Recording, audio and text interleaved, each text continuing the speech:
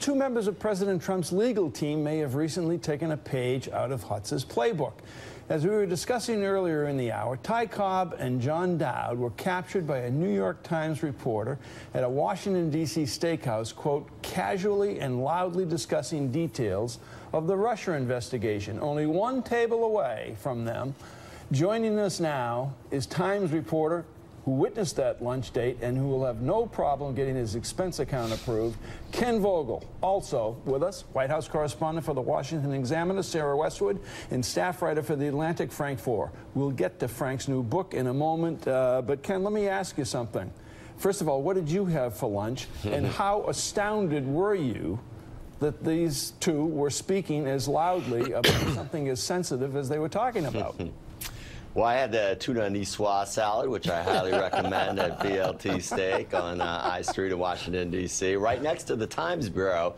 I should add, literally like a few doors down. So it's perhaps doubly astounding that they would have this conversation at this restaurant where a number of power players are known to lunch, but also reporters are known to lunch, and Times reporters in particular. And yeah, I was surprised that they were going into such detail about the Russia investigation. I was actually meeting a source there, had the lunch with the source, and I bid the source adieu. I said, you know what, I'm just going to hang out here for a minute, and kind of took notes on my iPhone as they went into detail about some very critical issues, including this question of executive privilege and how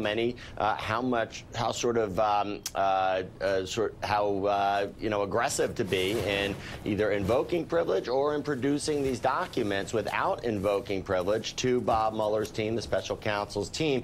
And if they did produce documents, would that jeopardize their ability to invoke privilege later, either in this investigation and any subsequent dealings, or my understanding is Don McGahn, the White House counsel, believes that producing documents that might otherwise be able to have a privilege claim put on them could potentially jeopardize the ability of future presidents to assert privilege. So McGahn is worried about the office of the presidency, and maybe Ty Cobb and John Dowd are just worried about getting this president free of the Russia investigation. Ken, you wrote the story of the day. I have 103 questions, but I'm only going to ask 3 of them. 1, were they talking in a conversational voice? 2, what happened when you confronted the White House with what you had heard? And 3, just talk a little bit more about what you write in the story, that White House officials believe their colleagues might be wearing wires for Bob Mueller. Right. So the conversational tone, I mean, Cobb was pretty loud. I heard mostly Cobb's side of the conversation, even though he was facing away from me a little bit. He was that loud, his voice was that distinct, and was able to cut through the sounds of the sidewalk. I should add, it was on the sidewalk at BLT, the sidewalk seating. So, you know, cars going by, people walking by. It wasn't just me. Anyone could who recognized these guys, and we should add Cobb is a pretty recognizable guy. You know, they would be able to potentially eavesdrop as well.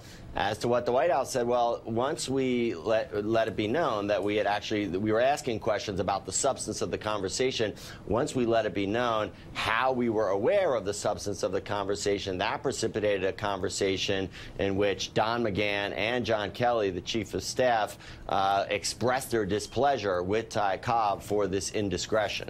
All right, and my last question, again, talk about White House officials thinking their colleagues might be wearing wires.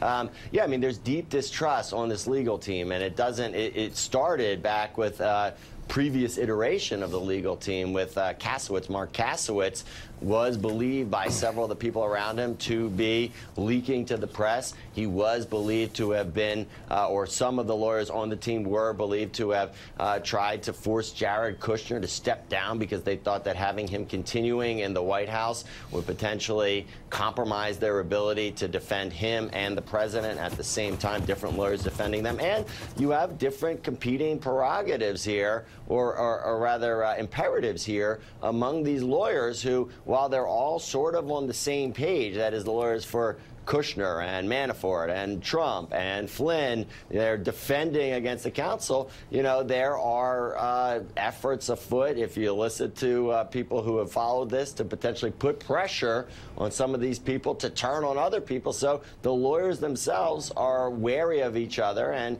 it's understandable that they are. Where you see the potential problems is the lack of trust if it's believed that one of the lawyers is leaking, or one of the lawyers in this case is just unable to handle sensitive information in a way that can be trusted and that doesn't wind up on the front page of the New York Times.